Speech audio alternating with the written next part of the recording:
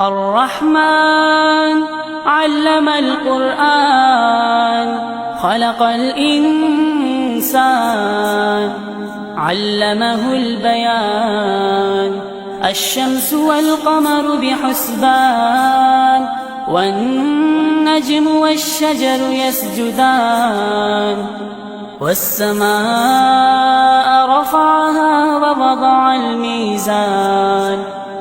ألا تطغوا في الميزان وأقيموا الوزن بالقسط ولا تخسروا الميزان